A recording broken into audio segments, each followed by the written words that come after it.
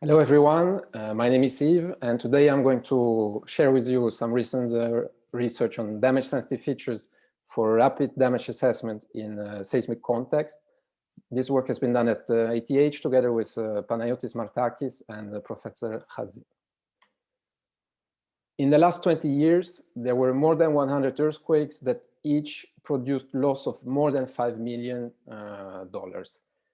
This means that even our modern society is still vulnerable to earthquakes, and in regions like Switzerland where earthquakes are rare, this vulnerability is increased due to the fact that many buildings have not been designed for earthquake actions.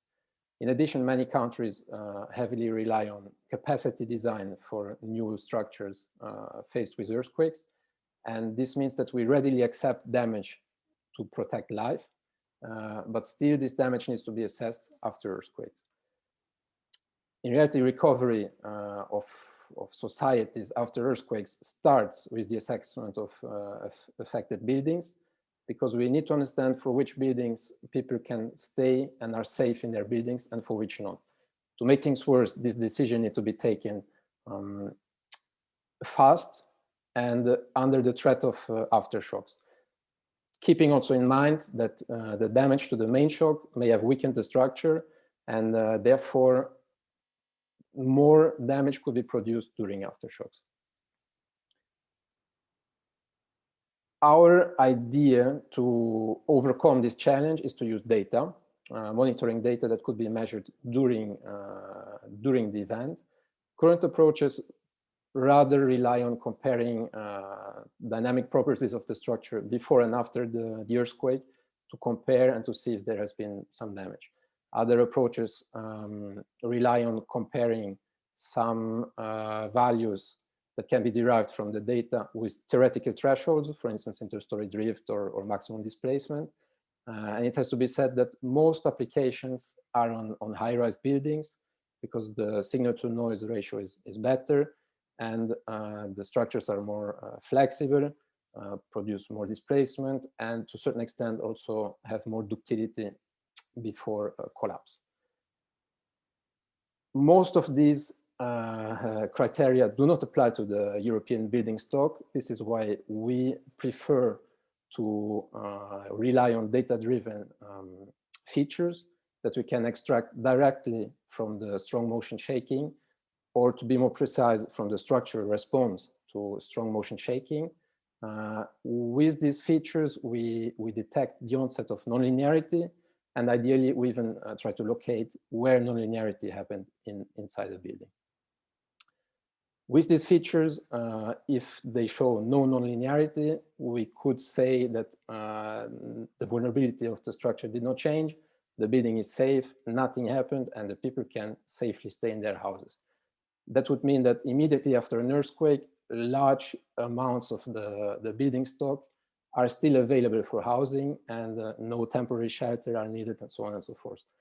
In case that there is nonlinearity, probably an in-depth analysis would be required, also because at a certain point, data maybe would not be enough to understand how much the vulnerability changed, and we would need to rely on engineering models, which is not the scope of today's topic.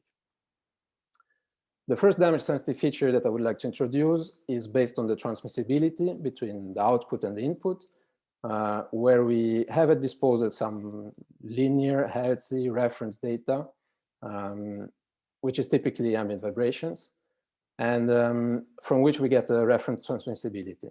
Then we can again calculate the transmissibility during an earthquake, and finally construct a damage-sensitive feature which controls the collinearity between these two transmissibility spectra. Another damage-sensitive feature is based on wavelet decomposition and compares sort of the amount of energy that is close to the first or the fundamental mode of the structure with some reference energy that could be typically the energy in the bandwidth between half and full the fundamental frequency.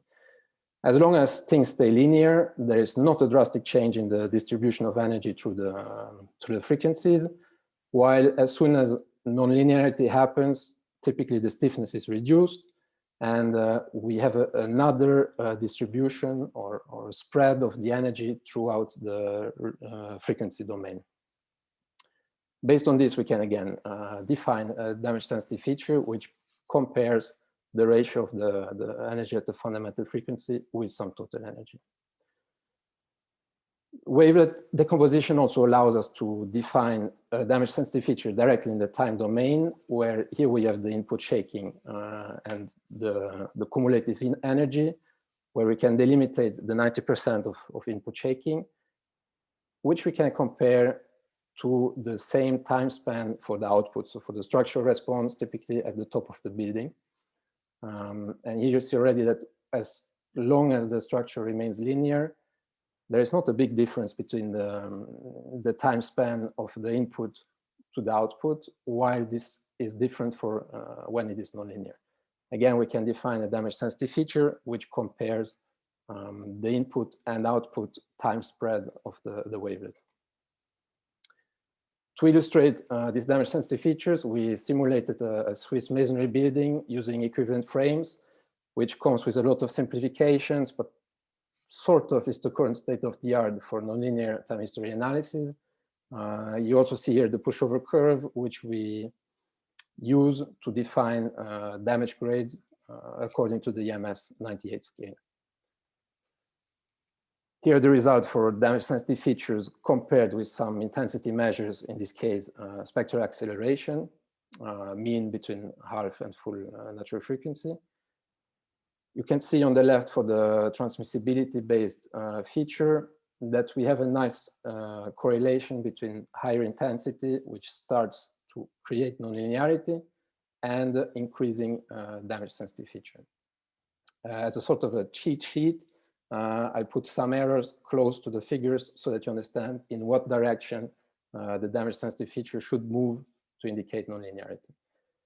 For the two wavelet-based indicators, we also see that within one earthquake signal, maybe I should have said that we simulated 4 different ones at a lot of different amplitudes, but for the two wavelet-based indicators, the difference that is created by the spectral content of the earthquake itself is notable and makes it different to draw conclusions just based on the sheer value of the damage sensitive feature. The same can be observed when we plot the damage sensitive feature versus some real nonlinearity indicator like the hysteretic work, where we see again that for low values of hysteretic work, the transmissibility-based value remains low, and we can sort of differentiate between heavily nonlinear and linear behavior. Within one earthquake, this remains true for the two other ones. But again, if you see, for instance, the third one to the right, the energy spread in the wavelet decomposition, a value of minus 0.15, for instance, would not allow us to draw any conclusion on how nonlinear the structure behaved in reality, which would be a problem because it means we require some model for comparison. Another way to look at this is to plot the damage sensitive feature based on transmissibility, the most promising one for the damage grade. As long as there is no damage, purely linear behavior, the values are really low. And then there is a sort of evolution towards higher damage sensitive feature with higher damage grades, although there is a lot of spread, and the spread gets bigger the higher the damage grade is. So there is promising start, but more work would be required to really get to the exact damage grade. Enough for theoretical simulations. We also wanted to apply this to real data with real sensors, with a structure that behaves as it wants and not as we want it to behave. So we applied this to shake table tests of Professor Bayer from EPFL, where 8 earthquakes have been applied to the structure, each after the other, and where the damage also increases with almost every signal that is applied to the structure. Again, we have the same 3 damage sensitive features, and what we can see is that transmissibility-based from test number 6, where heavy damage is present in the structure, shows this damage. The darker the circle, the higher the intensity against spectral acceleration. And the bigger the circle, the more linear the structure behaved. So we see that as soon as a very intense earthquake happened, we pick it up with the 3 damage sensitive features. What is notable for the last one, based on the time domain for the wavelet decomposition, is that for test number 7, which was an aftershock that did not create any damage, shows quite well that there is no additional damage happening.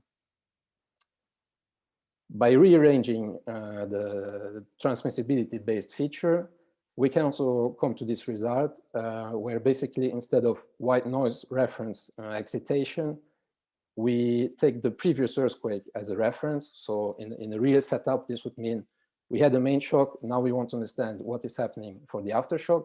And we see here quite well that this damage, there is no additional damage happening, which in reality would mean that we could keep the same observation that was made before as valid.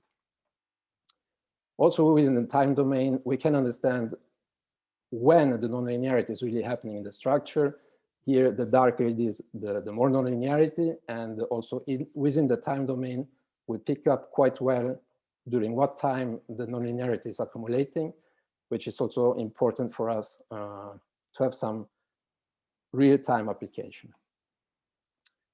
Last but not least, there is even potential to understand where the damage is happening. Here we use pairs of sensors that are not only top to bottom, but that are bottom to first floor to second floor, and so on. And the damage in reality was mostly in the first 2 floors, which we pick up with the transmissibility-based features quite nicely. So there's also promise to use this for localization. As I said, this is coherent with what was observed.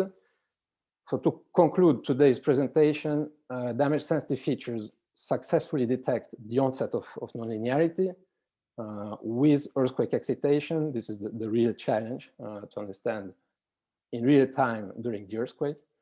Damage-sensitive features computed for smaller time windows, not the entire earthquake, also allow us to detect the duration during which nonlinearity accumulates, which is also important for us.